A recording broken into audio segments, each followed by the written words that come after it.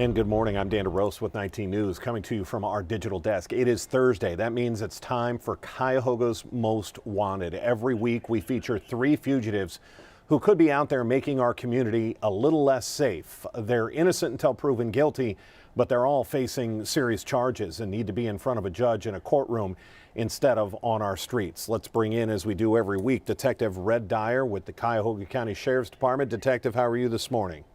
I'm doing great, Dan. Couldn't be better. How about Yeah, you? good, not too shabby. Looking through this week's list, I can't help but think these are, especially in our last case, when we have children involved in alleged crimes. You want the help of the public, not just the Sheriff's Department, but Crime Stoppers of Cuyahoga County. What is it you are asking of the public, and why do we do this? Why are we partners in this? Well, Dan, any information that the public can provide that can lead to the arrest of any of these individuals is valuable information for us. We do this because we recognize the eyes and ears of the community as extremely valuable tools that can help us solve these cases and, more importantly, bring justice to these victims. And it opens up the door for people to earn a potential reward, which we'll get into a little later. Our sheriffs, our deputies, our police officers, our first responders are phenomenal at what they do, but they can't be everywhere at all times. They can't be standing on every block looking for fugitives who have serious warrants out. And that's where our viewers come in. We know how powerful social media is. We know the power of television. When we put a fugitive's face on TV, there is a very good likelihood that somebody knows not only who they are, but where they are. Let's get them off our street. Let's get them in front of a judge to make our community safer. And we all play a role in this. Red, let's get to our first case. Let's get to Ray Williams. What do we know? Well, Dan, what we know about Mr. Williams is he has 3 probation violations warrants with the Cuyahoga County Sheriff's Department for previous guilty pleas where he has failed to report. In one case, he pled guilty to domestic violence and theft. And according to reports in that case, Ray punched the victim in the face multiple times as well as strangled them. In another case, he pled guilty to attempted domestic violence. And reports in that case state that he chased the victim into their home and started strangling them. We've been over the ORC, the new code for strangulation, as it's an extremely serious charge. And in his most recent case is yet another domestic violence case where he failed to report for his arraignment. So a warrant was issued for his arrest. I should note he has an extensive criminal history with the Sheriff's Department, Dan, dating back to 2001. He's 6 foot and 168 pounds and was last known to be staying in the 10,000 block of Manor Avenue in the city of Cleveland. As you heard Red explain there, in the state of Ohio, the law change was really just in about the last year and a half, where previously strangulation was just classified as an assault. It just kind of got lumped into that. But there is a serious nature of strangulation when people are passing out, when they don't have oxygen. This is a death type experience that can happen. The state, the lawmakers realized that it needed to be a stronger penalty and have since added strangulation as its own charge. Very serious. Red, let's get to our second fugitive, Rashan Arrington. What do we know? Well, Dan, we know in January of 2023, Mr. Arrington pled guilty to attempted robbery and assault. According to results in April of 2020, reports in April of 2022, he pointed a knife at the victim and demanded all of their money. So a very scary situation we're talking about here. He then assaulted the victim by punching them in the face and tackling them to the ground. He didn't stop there, though. He then stole the victim's cell phone and destroyed it so they could not call the police. He failed to appear for a probation violation hearing, and a warrant was issued for his arrest. He's approximately 5'9" and 184 pounds and was last known to be staying in the 700 block of East 92nd Street in the city of Cleveland. Red, this next case is hard to listen to. I want to warn our viewers, this is a crime involving a child. And when we have somebody like this on our streets, you have to question, why would you not pick up the phone to make an anonymous phone call, get this individual off our street, get him away from children? Let's do what we can as a community to bring this guy in. Let's get to the case of Keith Walker. What do we know? Well, Dan, what we know is Mr. Walker actually has multiple warrants for his arrest.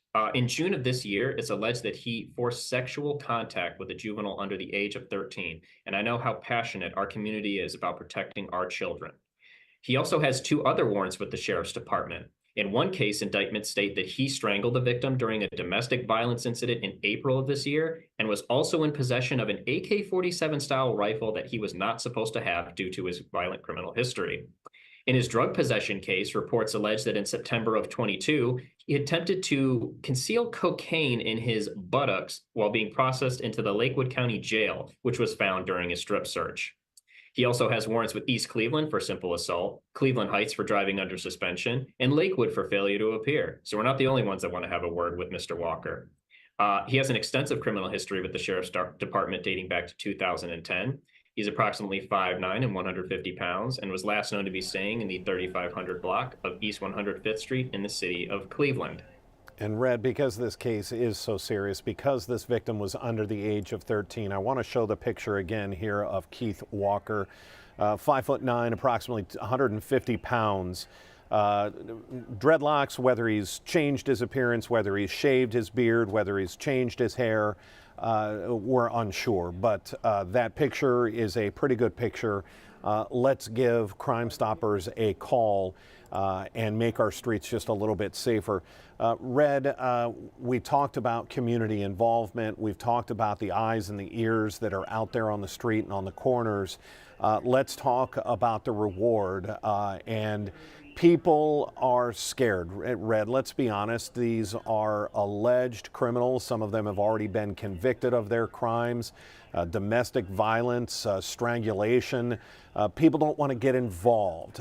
They don't want their name written in some court file. They don't want Mr. Keith Walker to be able to say, I found out who made the phone call, who ratted me out, who snitched. That's not the case here. That's why Crime Stoppers works. Explain the anonymous process of someone who may want to make a phone call. Well, Dan, I can start by telling you, as we go through every week, that we don't have caller ID. We don't take down your name or your number or any of your contact information. In fact, all contact you have through us is referenced through an anonymous tip number. So your information is never exchanged with us. And sometimes it can be as simple as, I know where that guy stayed last night. I know who he's dating. I know where she lives, he lives. And that can be enough. The warrant unit at Cuyahoga County is a phenomenal unit. They do such a great job. They can take that simple tip, check it out, and see if that individual is there. And Detective Red Dyer, this can be up to a $5,000 reward for that tip that comes in. They're given a reference number. You call back in 45 days. You give them your reference number because you haven't given them your name, and they see if you are eligible for that up to $5,000 reward. Detective Red Dyer, when we talk about that reward, what do you want people to know? That crime doesn't pay, but Crime Stoppers does. It absolutely does. You don't want to mess with the warrant unit. You don't want to mess with Detective Red Dyer. Make that phone call. Let's show it to you. 216-252-7463. It's also at the bottom of the screen there as we do this every week. 216-252-7463. Red, we've done our part. Now it's up to the community to do their part. Thank you for joining us yet again this week. Thank you, Dan. All right, take care, Red. We're going to wrap this up. Again, another edition of Cuyahoga's Most Wanted, 3 fugitives that really need to be off our streets to make us all just a little bit safer. We have an 11 o'clock news on CW43 coming up in about 15 minutes, then our noon news on Channel 19. But if anything else breaks, it'll be right here on our digital platforms. I'm Dan DeRose with 19 News. Have a great day. 19 News is everywhere. Download our CTV apps and follow us on social media at Cleveland 19 News.